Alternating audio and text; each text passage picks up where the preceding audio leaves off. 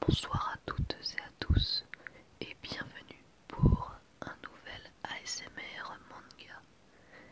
Et aujourd'hui, je vais vous parler d'un animé que j'ai regardé il y a de ça plus d'un an. Il s'agit de Roka no Yusha. Alors il faut savoir que je risque de spoil un petit peu dans cette vidéo, mais je vais tout de même essayer de me limiter histoire de ne pas vous cacher l'œuvre si vous ne l'avez pas déjà vue.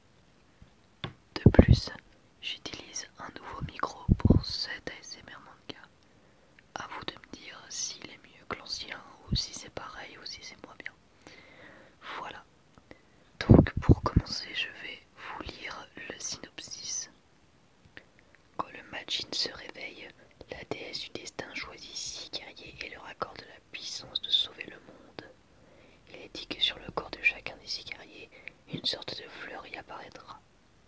Le jour de l'apparition du Majin approche à grands pas. Un jeune garçon nommé Athlète et s'autoproclamant l'homme le plus fort du monde est choisi pour être l'un des héros.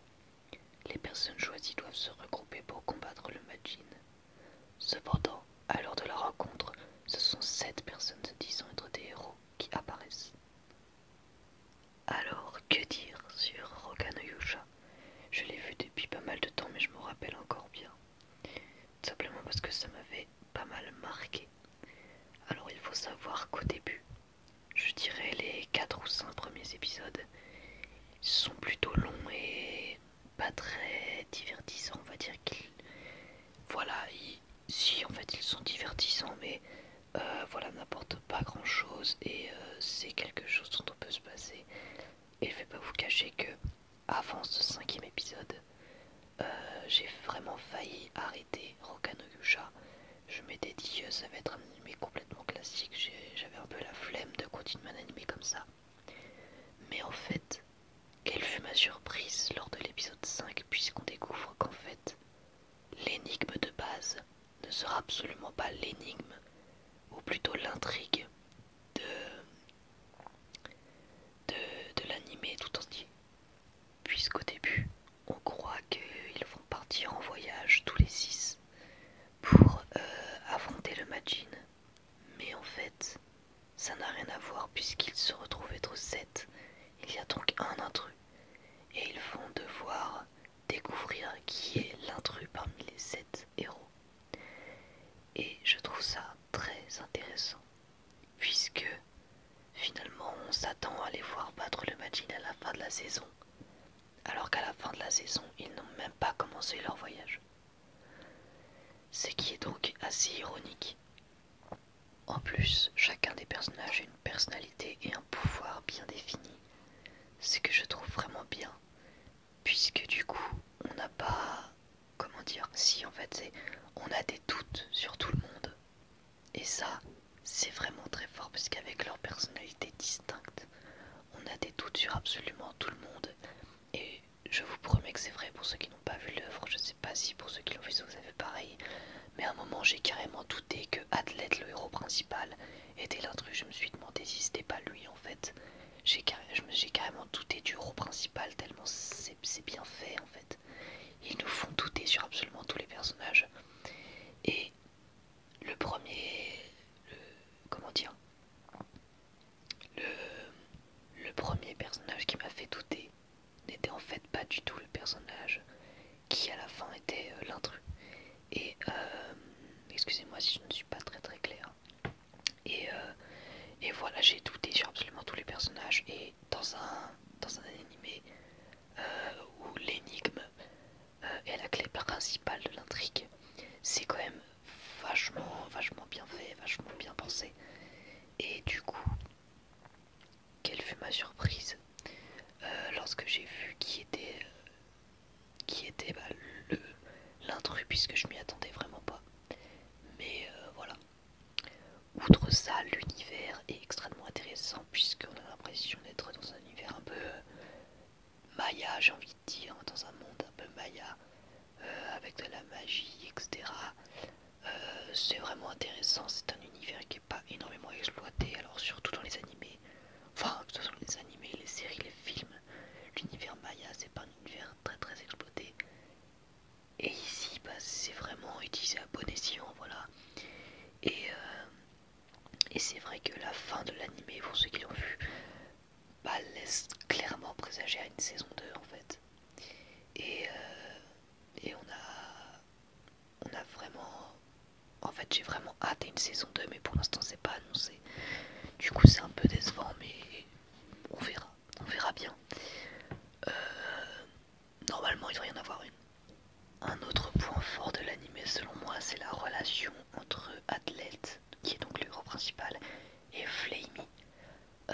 Alors c'est assez étonnant puisque en général je trouve que les relations amoureuses entre un personnage, entre le personnage principal et un autre personnage je veux dire, ont tendance à être redondantes et c'est souvent du vu et revu quoi.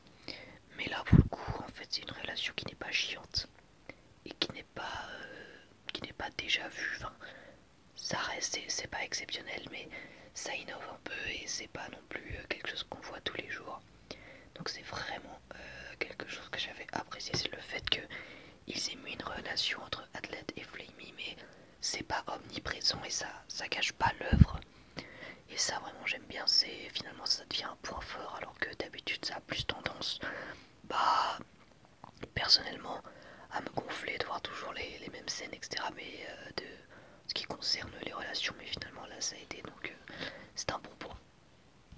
Alors c'est vrai sinon dans cet animé on a souvent l'impression d'être tout le temps au même endroit, c'est assez hallucinant en fait.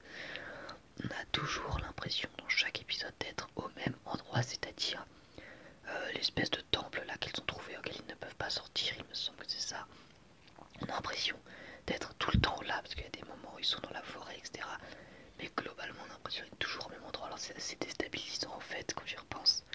Mais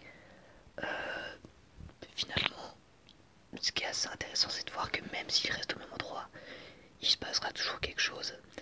Et un truc que j'aime bien aussi, c'est que on nous montre chacun des points de vue de chacun des personnages quant aux autres personnages.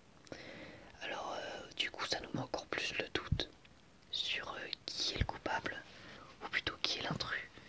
Et on a le point de vue de chacun des personnages. Moi ça vraiment c'est quelque chose que j'aime bien, puisque bah ça renforce le doute hein, envers chacun des protagonistes. Un autre point fort de cet animé, ça reste en fait tout simplement le héros principal, qui a en fait tout pour être un héros. Il a pas mal de charisme, il est pas non plus très chiant. Ça reste un héros assez classique, mais qui fonctionne. Voilà, c'est un héros qui en plus n'a absolument aucune magie, aucun pouvoir. Il n'a que eh bien, ses armes, son physique, son mental. Et du coup, c'est vraiment quelque chose pas que j'avais bien aimé ce héros. Voilà, qui en plus a un habillement assez spécial, assez beau finalement. J'aime bien ce petit style. Et voilà, donc c'est vraiment un bon héros principal. Alors il y a quelques petits points négatifs tout de même, notamment le fait qu'à la fin, je vous avais parlé de la relation entre Flemmy et Athlète. En fait, elle est un petit peu cachée à cause d'une seule et même personne. Et cette personne, on a envie de la claquer, voilà, concrètement. On a envie de claquer cette personne et de plus, cette personne ruine totalement tous les efforts qu'ont fait les héros précédemment. Je ne vous dis pas pourquoi en fait, mais tous les efforts, parce que je vais pas spoiler, mais tous les efforts qu'ont fait les 7 protagonistes pour trouver qui était l'intrus ont été un peu réduits à néant à la fin, à cause de cette même personne, donc ça fout un peu les boules. Mais sinon globalement, ça reste quand même un excellent animé que je vous conseille si vous ne l'avez pas vu. À l'époque il était disponible sur YouTube en VSDFR, alors je sais pas s'il y est encore. Parce que moi je regardais à sa sortie quoi. Et à sa sortie il était dispo, maintenant je sais pas. Donc voilà, vraiment je vous le conseille. C'est vraiment une très bonne énigme et si vous êtes comme moi vous allez douter sur un peu tout le monde. Voilà, donc j'espère que cette vidéo ASMR vous aura plu.